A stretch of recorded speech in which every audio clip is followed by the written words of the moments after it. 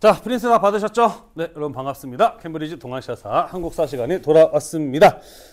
유튜브에 영상을 계속 올려야 되나 고민이 좀 되네요. 자꾸 이상한 사람들이 와가지고 악플을 달고 막 하고 막 그러고 있어요. 너 같은 놈이 역사를 가르쳐가지고 역사가 왜곡되고 있다 막 이런 막 댓글을 다는데 학생들을 쇠뇌시킨다 막 맞춤법도 틀리는 양반이 나한테 와가지고 막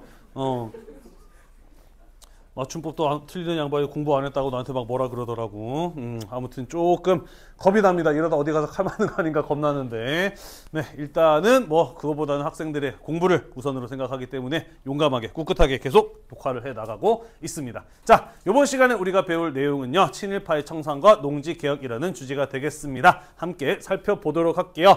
자, 우리가 앞에서 배웠던 내용 중에 이번 시간을 이해하기 위해서 좀 기억해야 될 거 다시 몇 가지 좀 떠올려 보도록 하겠습니다. 자, 알다시피 해방이 이루어지면서 우리나라의 경우에는 미국 군대에 의해서 점령이 되고 통치가 이루어졌어요. 우리는 그것을 가지고 미군정이라고 이야기를 했는데, 자, 미군정의 경우에는 해방 직후에 우리나라 상황에 대해서 잘 알았다 그랬나요? 잘 몰랐다 그랬나요?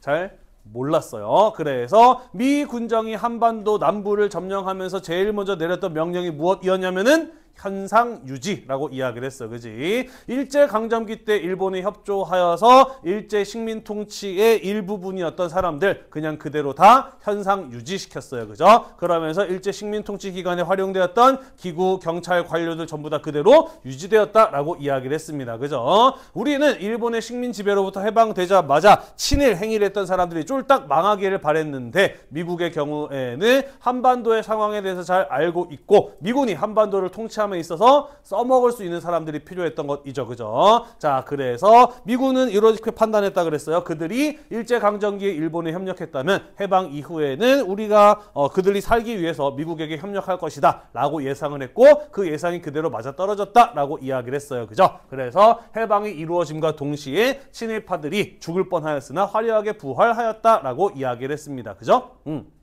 자, 또한 해방 이후에 한국민주당과 같이 지주, 자본가, 돈 많은 사람들을 중심으로 한 정당 같은 것들이 만들어졌다라고 이야기를 했습니다. 물론 여기에는 일부 친일 경력을 가진 사람들이 있었고 나머지는 친일 경력을 가지지 않았던 사람들이지만, 일제강점기에 지주, 자본가로 잘 먹고 잘 살았다라는 것은 적어도 이 사람들이 무엇을 하지는 않았다는 건가요? 독립운동을 목숨 걸고 하지는 않았다라는 것을 보여주는 것이에요. 그죠? 따라서 해방이 이루어지고 난 이후에 일제강점기에 목숨 걸고 독립운동했던 사람들보다 이 사람들은 정치인으로서 활동하기가 어땠을까? 자랑스러웠을까? 조금 부끄러웠을 거예요. 그죠?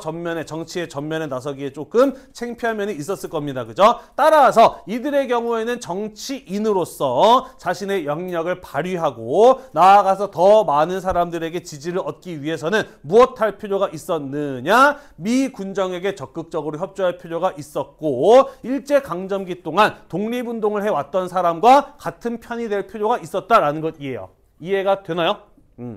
그래서 일제강점기에 미국에서 오랫동안 활동해왔던 우익 독립운동가였던 이승만과 협조적인 세력을 형성하였다라는 것입니다. 이해가 되시나요? 특히 이들의 경우에는 신탁통치파동, 그러니까 신탁통치를 할 것인가 말 것인가를 둘러쓰고 좌익과 우익으로 나뉘어서 첨예하게 대립하고 있었을 때 신탁통치에 찬성하는 쟤네들이 나라를 팔아먹으려는 나쁜 놈들이야 라고 마구 비난하면서 과거 자신들이 일제 식민지배에 협조했던 사실을 숨기려 하였다라고 이야기를 하였어요. 그죠? 그리고 이런 사람들이 50 총선에서 많이 당선이 되었다라고도 이야기를 했었습니다. 배운 기억 나시나요?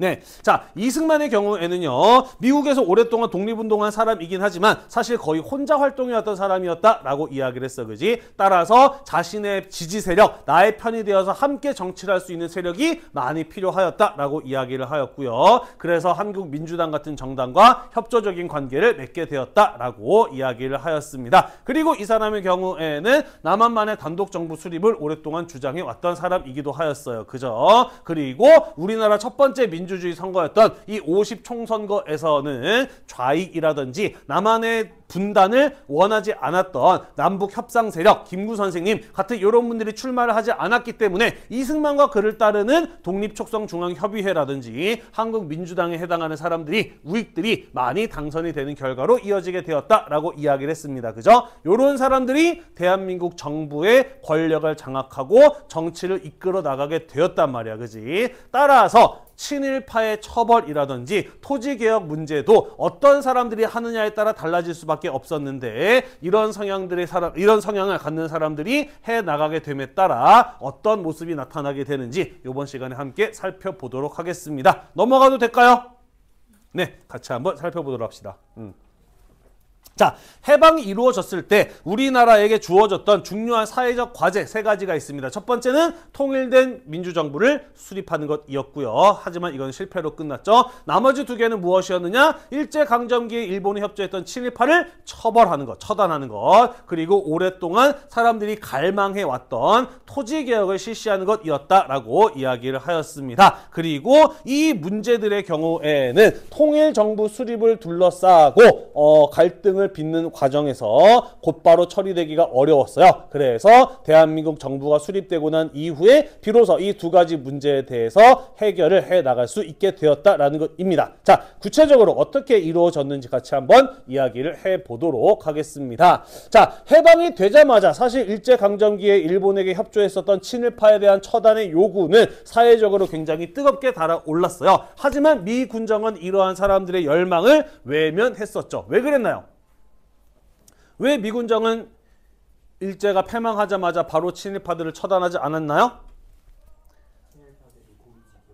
고위직이어서 정확히는 미군이 한반도를 통치함에 있어서 협조할 세력이 필요하였기 때문에, 그죠? 미 군정은 남한 사회에 대해서 잘 몰랐기 때문에 남한 사회를 점령해서 통치하기 위해서는 일제강점기에 있어서 그 기간 동안에 적극적으로 협조했던 사람들의 도움이 필요했기 때문이었다라고 앞에서 이야기를 했습니다. 그죠? 네, 그래서 결국 친일파 처달 문제는 미 군정이 끝나고 난 이후에 대한민국 정부가 수립되고 난 이후로 넘어갈 수밖에 없었다라는 것이에요. 그리고 피해갈 수 없는 과제였기 때문에 우리나라 첫 번째 국회였던 헌법을 제정한 국회, 무슨 국회였어요?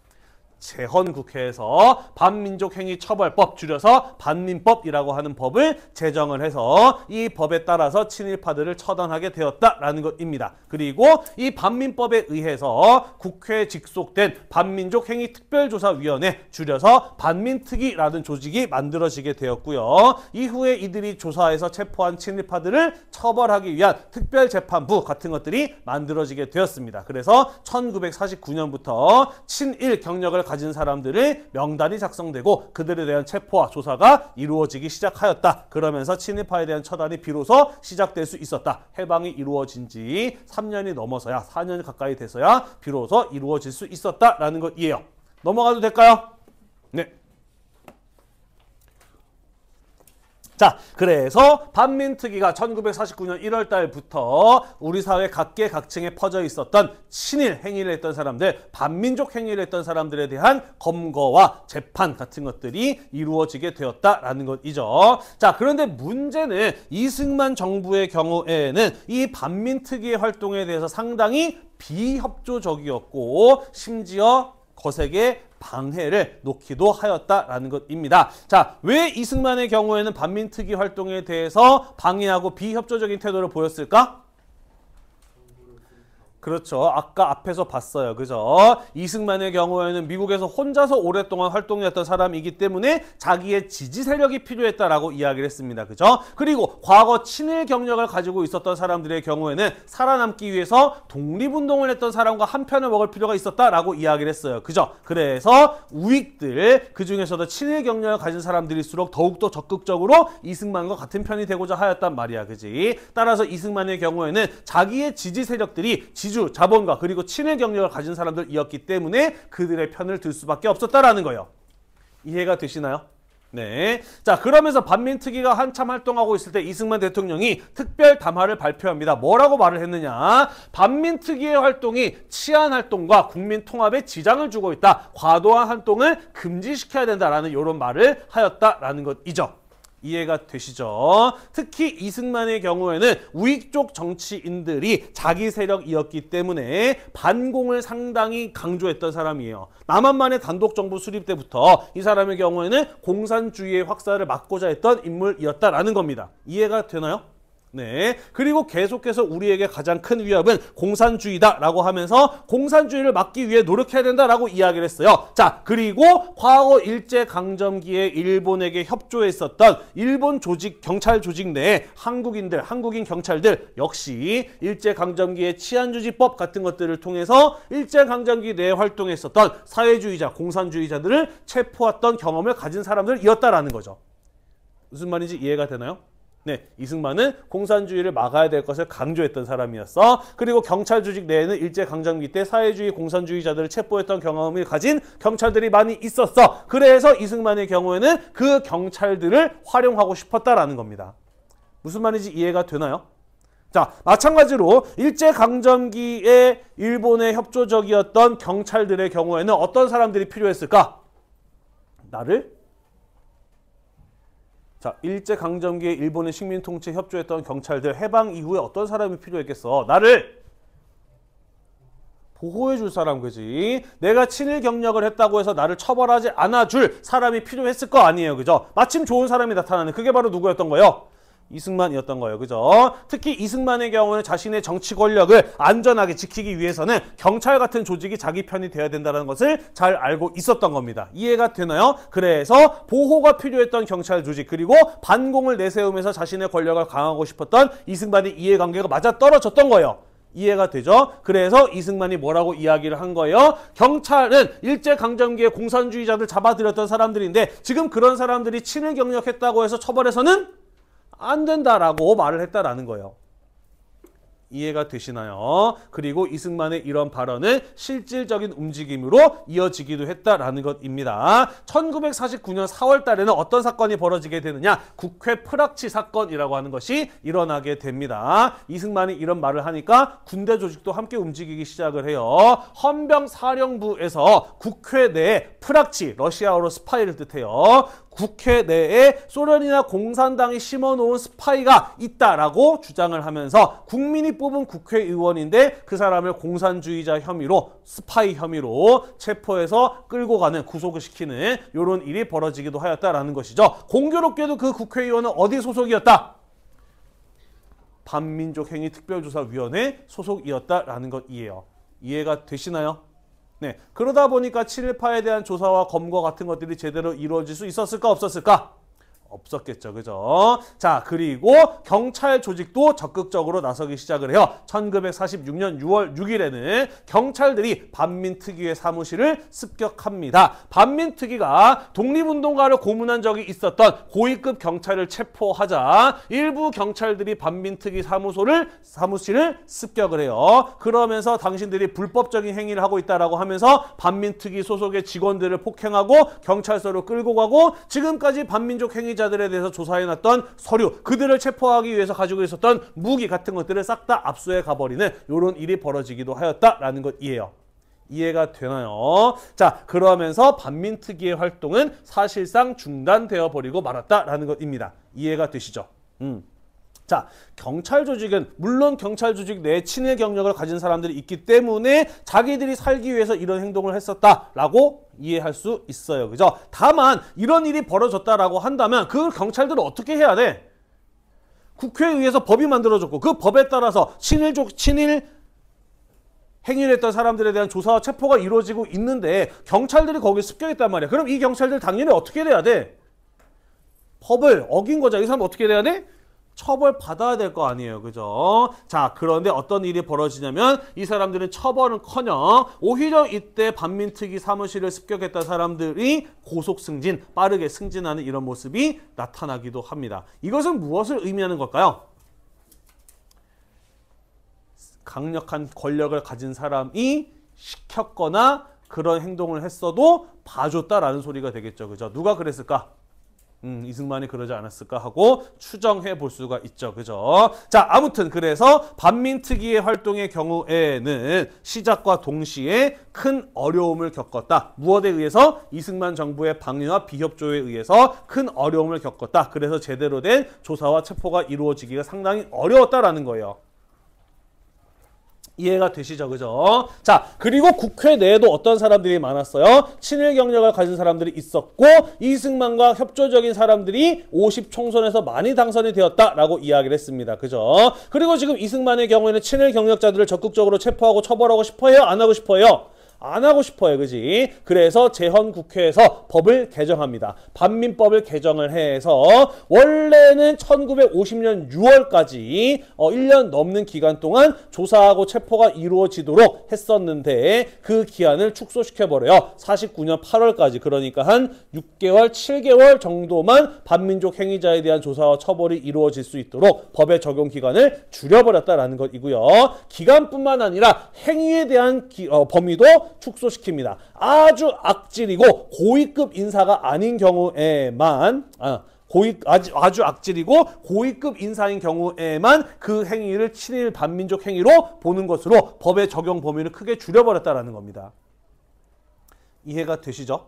네. 자, 그래서 1949년 10월 달에 결국 반민특위의 경우에는 법의 적용 기간이 끝나서 완전 해체되어 버리고 말았습니다. 물론 그 기간 동안에 체포되어서 법정에 넘겨진 사람이 없지는 않아요. 있기는 있었습니다. 정말 유명한 사람들, 예를 들자면 여기 나와 있는 이 세 사람이 정말 유명한 친일파였는데 이 사람은 노덕술이라고 하는 사람이에요. 일제강점기에 독립운동가를 잡아다가 고문했기로 유명했던 경찰이었고요. 김연수 같은 경우에는 대표적인 친일 기업인이었습니다. 엄청나게 많은 자기 재산을 일본 군에게 기부하고 했던 이런 사람이고요. 최린의 경우에는 천도교 동학의 지도자 중에 한 명이었어요. 한때 3.1운동 때 민족대표 33인 중에 하나로 이름을 올렸던 사람이긴 하지만 일제강점기 동안 완전히 친일파로 돌아섰던 사람이거든요. 그래서 이렇게 정말 유명했던 사람들 일부 체포되어서 법정에 넘겨지기도 했지만 그 숫자는 많았다 많지 않았다.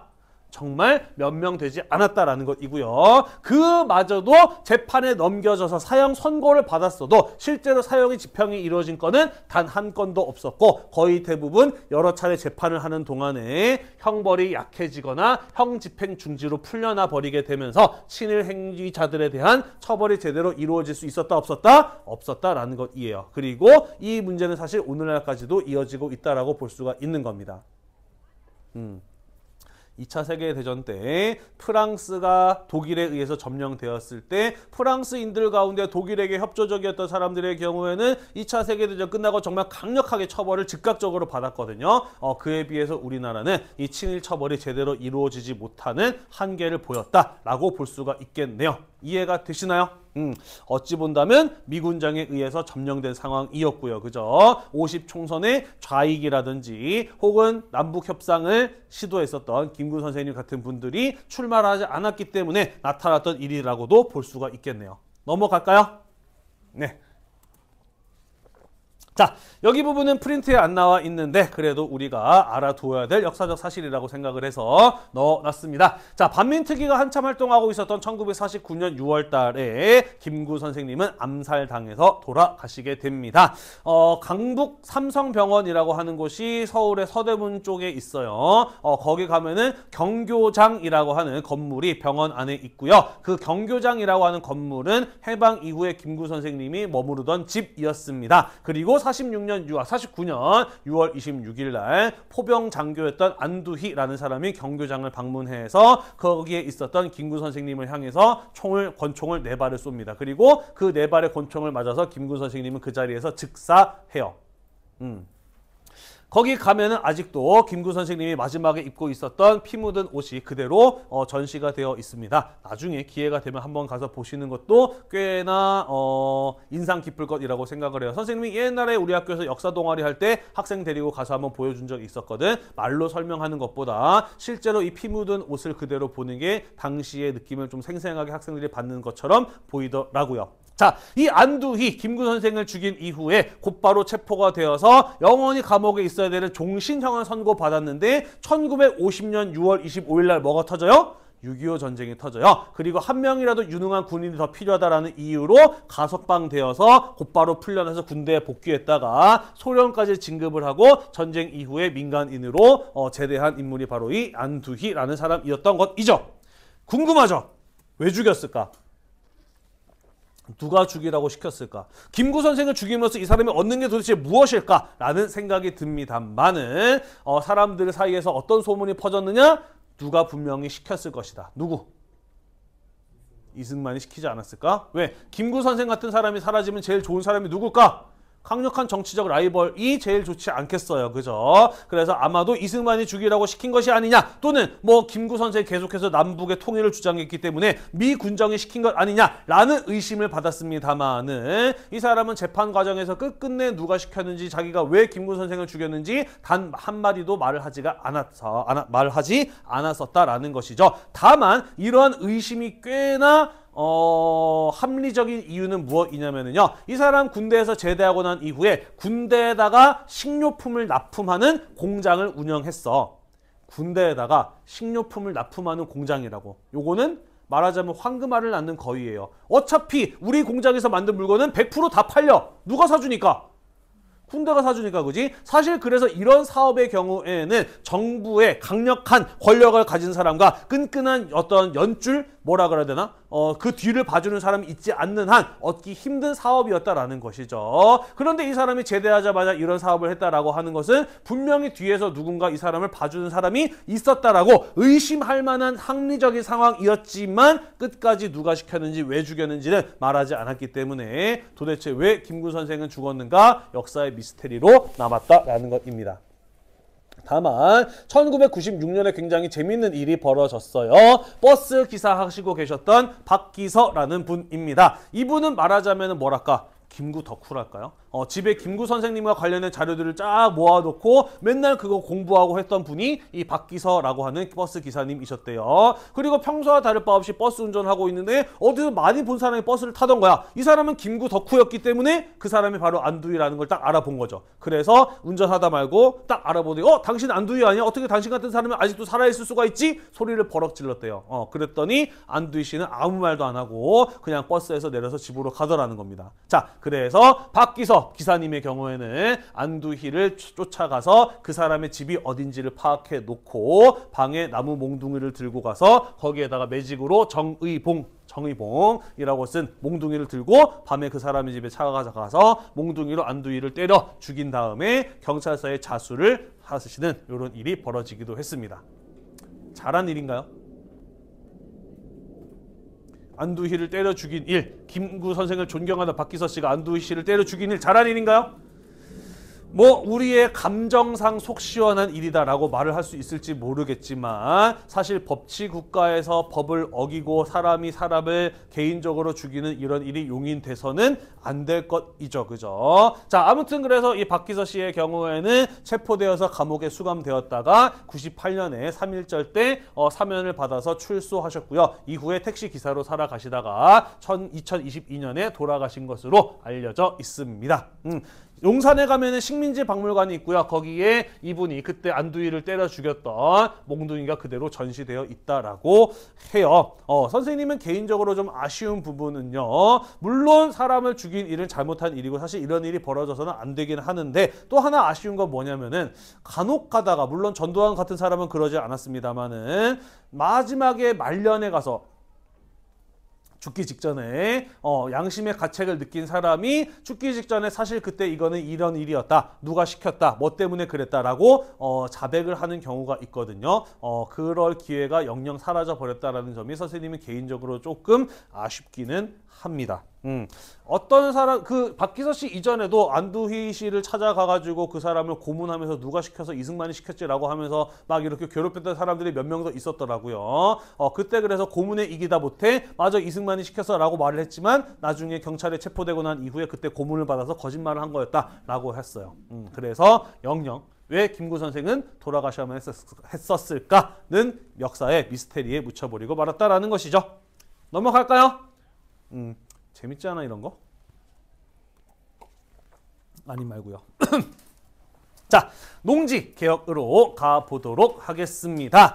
자, 농지개혁은 피해갈 수 없는 과제였다라고 이야기를 하였어요. 그죠? 조선시대 때부터 농민들의 경우에는 우리 인구의 전체 절대 다수를 차지하고 있었는데 대부분 자기의 땅을 가지고 있지 못했고 몇몇 소수의 지주들이 대부분의 토지를 소유하고 있어서 농민들의 경우에는 땅을 빌려서 농사를 지어야 됐고 그러다 보니까 땅을 빌린 값 소장료를 내야 하다 보니 늘 힘들고 어렵게 살 수밖에 없었다라고 이야기를 했습니다. 게다가 일제강점기에 가게 되면서 우리 중간고사 이전에 이미 다 배웠어요. 그죠? 일본의 토지조사 사업, 그 다음에 산미증식계획 같은 것들을 거치면서 그 현상은 더더욱 심화되었어요. 그지? 따라서 우리 당시 우리나라 인구의 절대 다수를 구성하고 있었던 농민들의 삶이 너무나도 열악했기 때문에 일제강점기에 독립운동을 했었던 단체들 좌익, 우익 할 것 없이 해방 이후에 토지개혁을 약속했었고 모든 사람들이 해방 이후에 토지개혁이 이루어지기를 갈망하고 있었기 때문에 농지개혁, 토지개혁의 경우에는 피해갈 수 없는 과제였다라는 것이에요.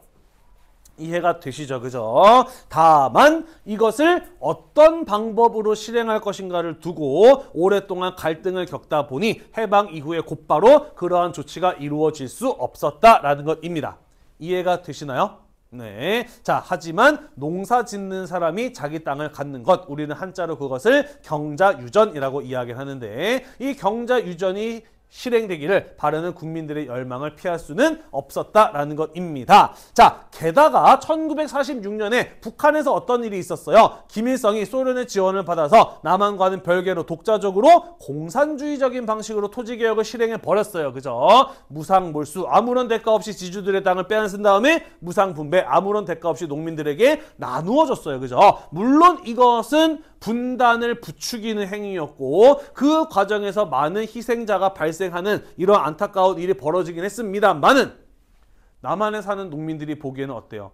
야, 북한에서 무상몰수, 무상분배로 토지개혁이 이루어졌대. 어땠을까 기분이?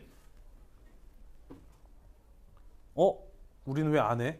쟤네 참 부럽다. 라는 이런 생각을 하지 않았을까요? 그죠? 그러면서 남한의 농민들의 불만이 높아지기도 하였다라는 것이죠. 자, 그래서 미 군정의 경우에는 좀 더 쉽게 해결할 수 있는 부분에 손을 댑니다. 땅의 주인이 없는 땅들, 귀속농지. 일본인들이 일제가 패망하고 난 이후에 일본으로 돌아가잖아요. 하지만 한반도에 있는 땅을 가져갈 수는 없잖아. 그지? 그래서 많은 일본인들이 소유했던 토지는 해방 이후에 우리나라에 남겨져 있었던 것이죠. 주인 없는 땅이니까 이거 어떻게 사들여서 어떻게 나눠줄 것인가 문제가 좀 쉬워요. 그죠? 그래서 미 군정의 경우에는 일본인이 소유했던 땅의 경우에는 그 땅을 빌려서 농사를 짓고 있었던 소장농들에게 돈을 받고 파는 방식으로 먼저 토지개혁이 이루어졌다라는 것이에요. 이해되시죠? 1년에 농사 지은 결과물의 20% 정도를 15년에 나누어서 땅값을 지불하는 것으로 해서 먼저 귀속농지에 대한 매각이 이루어졌다라는 소리가 되겠습니다. 넘어갈게요. 자, 그리고 남한에서의 농지개혁은 1946년 6월 달에 가서야 재헌국회에서 농지개혁법이 제정되면서 비로소 실시될 수 있었다라는 것이죠. 1950년 3월 이승만 정부에서 비로소 농지개혁이 실시가 되었다라는 것입니다. 자, 농사 짓는 사람이 자기 땅을 소유한다. 경자유전의 원칙에 따라 농지개혁이 이루어졌고요. 유상매수, 유상분배의 방식으로 이루어졌습니다. 유상매수란 무엇이냐? 정부가 돈을 들여서 토지를 사들여요. 그죠? 그리고 유상분배는 무엇이에요? 농민들에게 그 땅을 돈을 받고 파는 방식으로 이루어졌다라는 것입니다. 자, 왜 북한은 무상몰수, 무상분배인데 남한은 유상매수, 유상분배의 방식으로 이루어졌을까? 결정적인 차이가 어디 있었어요? 북한은 누가 권력을 잡았어? 공산주의자들의 권력을 잡았어. 그지? 남한 사회는 어땠어요? 지주, 자본가로 구성이 된 우익들이 50총선에 의해서 다수가 당선이 되었기 때문에 자기들이 손해를 최소한 안 보는 방식으로 토지개혁이 진행되었던 겁니다. 무슨 말인지 이해가 되시나요? 네. 자, 그래서 한 집당 소유할 수 있는 토지의 최대 크기를 3정보 약 9,000평 정도로 제한을 했습니다. 그래서 내가 만약에 10,000평의 땅을 가지고 있다라고 한다면 1,000평 정도의 경우에는 정부에다가 돈을 받고 팔아야만 했다라는 것이에요. 이해가 되시죠? 자, 그래서 9,000평 이상의 토지는 국가가 돈을 들어서 사들이는데 문제는 우리나라가 이제 막 일제강점기로부터 해방이 이루어진 상태이기 때문에 대한민국 정부가 돈이 있어요, 없어요? 없어요. 그죠? 땅을 사들일 돈이 없기 때문에 나중에 땅값을 받을 수 있는 증명서를 발급해 줬어. 그게 바로 무엇이냐면 지가 증권이라고 하는 것이에요. 이해가 되나요? 자, 그래서 내가 10,000평의 땅을 가진 사람이었어. 그러면은 농지개혁에서 어떻게 해야 되느냐? 1,000평 정도의 땅은 나라에다가 돈을 받고 팔아야 됐는데 당장 나라가 돈이 없었기 때문에 나는 나라로부터 1,000평 정도에 해당하는 지가증권이라고 하는 문서를 받았다고.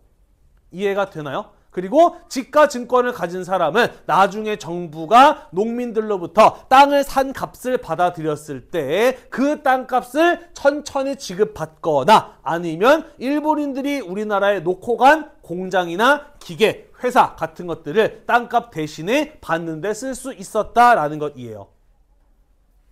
이해가 되시죠? 됐나요? 네. 자, 그리고 농민들에게도 땅을 그냥 나눠주는 게 아니라 돈을 받고 파는 방식으로 결정이 되었어. 그지? 그렇기 때문에 농민들은 땅값을 지불해야 됐는데 마찬가지로 농민들이 지금 당장 땅을 살 만한 돈이 있어요? 없어요? 없어요. 그죠? 그래서 5년 동안 1년에 농사 지은 것의 30%씩을 땅값으로 나라에 내는 것으로 지불하는 것으로 해서 토지가 없는 농민들에게 토지 분배가 이루어졌다라는 것입니다. 이해가 됐나요? 네. 자, 이 농지개혁은 6.25 전쟁이 3달 뒤에 터지게 되면서 잠시 중단되었다가 전쟁이 끝난 이후에 1957년에 가서 비로소 마무리되었다라는 것이 되겠습니다. 넘어갈게요. 자, 그래서 농지개혁이 이루어진 결과 어떠한 것을 얻을 수 있었느냐? 지주소작제. 땅이 없어서 남의 땅을 빌려서 농사를 지어야만 하는 지주소작제의 모습은 거의 사라지게 되었고요. 거의 대부분의 농민들이 자신의 땅을, 토지를 소유할 수 있게 되었다라는 것입니다. 왜 여기에서 모든이 아니라 거의 또는 대부분이냐? 이따가 마저 이어서 이야기를 할게요. 자, 어쨌든 대부분의 농민들이 자기 땅을 갖게 되어서 이제 열심히 일하면 일한 만큼 다 내 거야. 지주에게 소장료 내지 않아도 돼. 당연히 농민들의 생산 의욕이 올라갔으며 그들의 삶이 어느 정도 개선되었기 때문에 이 농지개혁을 진행한 이승만 정부에 대한 지지도가, 농민들의 지지도가 올라가는 효과를 거둘 수 있었고요. 남한의 공산화를 막는 효과도 있었습니다. 왜 남한 사회에 공산화를 막는 효과가 있었을까? 북한은 먼저 농지개혁을 했어. 그지? 근데 6.25 전쟁이 터졌어. 아직까지 우리나라 농지개혁 안 한 상태야. 그러면 농민들은 누구 편을 들까? 북한 편 들지 않을까? 쟤네 편이 되면은 우리도 무상물수, 무상분배의 토지개혁이 이루어질 수 있지 않을까? 라고 생각했을 수 있겠죠. 그죠? 하지만 그러기 이전에 농지개혁이 이루어졌기 때문에 공산화가 저지되는 효과를 거둘 수도 있었다라는 것이에요. 이해되시죠? 네, 넘어가도록 하겠습니다. 다만 토지개혁이 아니라 농지개혁이었어요. 농사 짓는 땅만 개혁의 대상이 되었다라는 것입니다. 이해가 되시죠? 농사 짓지 않는 땅은 유상 매입, 유상 분배의 대상이 되었다, 안 되었다? 안 되었다라는 것이에요. 자, 그래서 어떤 일이 벌어지기도 하였느냐? 농지를 많이 가지고 있는 지주들이 토지의 용도를 변경하기도 합니다. 가축을 기르는 땅으로 바꾸거나 아니면 바닷가에 있는 땅들의 경우에는 바닷물을 채워서 소금을 만드는 염전으로 바꾸기도 해요. 그러면 농지개혁의 대상이 돼야 안 돼요? 안 돼요. 계속해서 자기 땅 가져나갈 수 있거든요. 그죠? 이렇게 회피하는 지주들이 존재하기도 하였다라는 것입니다. 또한 당시에 우리나라에 학교가 너무 부족했어. 그래서 지주들한테 학교를 지어서 운영하면은 농지개혁 대상에서 제외해 주겠다라고도 했어요. 그래서 많은 지주들이 농지개혁 대상에서 제외되기 위해서 학교를 짓고 운영하는 경우도 있었어요. 그래서 지금 보시면은 우리 학교는 아니지만 전국 각지의 많은 사립학교들을 보면은요, 땅 부자들이 세운 학교인 경우들이 꽤나 많아요. 그런 경우들을 좀 볼 수가 있기도 합니다. 이해가 되시죠? 네. 자, 그리고 농지개혁을 어떻게 할 것인가를 둘러싸고 꽤나 오랜 시간이 걸렸어. 그러다 보니까 조만간 농지개혁이 실행될 것을 예상했던 지주들의 경우에는 제값받고 땅을 못 팔 수도 있다라고 생각을 해서 자기 땅이 농지개혁의 대상이 되기 전에 미리 팔아버린 경우들도 많이 있었다라는 것이죠. 이해가 되시죠? 자, 또한 농민들의 경우에도요, 내가 지금 땅을 무료로 받는 게 아니라 5년 동안 30%씩 거둬든 것을, 수확한 것을 땅값으로 내야 돼, 그지? 그러다 보니까 당장 먹고 살 것이 없었던 정말 가난한 농민들의 경우에는 지급받았던 토지를 다시 팔고 여전히 소당용으로 살아가는 경우들이 있었다라는 것이죠. 그러다 보니까 지주 소작제가 거의 소멸되었던 것이고 대부분의 농민들이 토지를 소유했다라고 볼 수가 있는 겁니다. 이해가 되시죠? 네. 자, 또한 토지를 판 사람들의 경우에는 곧바로 돈을 받는 게 아니라 지가 증권을 받았다라고 했어요. 그지? 농민들이 땅값을 갚으면 그것을 나중에 받을 수 있는 증서를 받았다라고 이야기를 했잖아요. 그지? 하지만 이 지가 증권은 누가 돈을 줄 것을 약속한 문서인가요? 대한민국 정부가 약속한 문서야. 그지? 그런데 6.25 전쟁이 터졌네? 6.25 전쟁을 대한민국 정부가 쫄딱 망하면 지가증권 아무런 의미가 있어요? 없어요? 없어요. 그죠? 그래서 전쟁이 터지게 되면서 지가증권의 값이 뚝 떨어집니다. 당장 나라가 망할지도 모르겠다라는 생각을 했던 지주들의 경우에는 지가증권을 반값, 많게는 10분의 1 가격으로 팔아버리는 이런 일들이 있었다라는 것이에요. 그래서 원래 농지개혁이 진행될 때 전통적인 지주들이 산업자본가, 그러니까 회사와 공장을 가지고 운영하는 사람들로 변신하기를 기대하고 있었는데 그러지 못한 경우들도 많이 있었다라는 것입니다. 무슨 말인지 이해가 되시나요?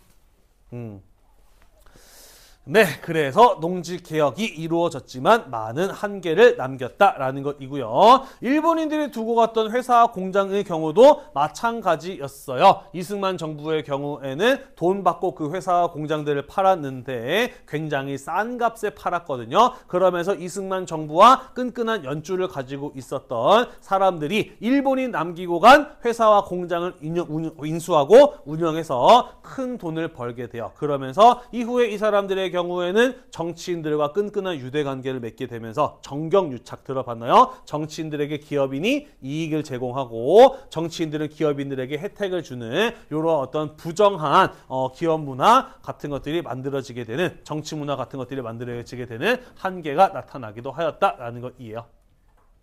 됐나요?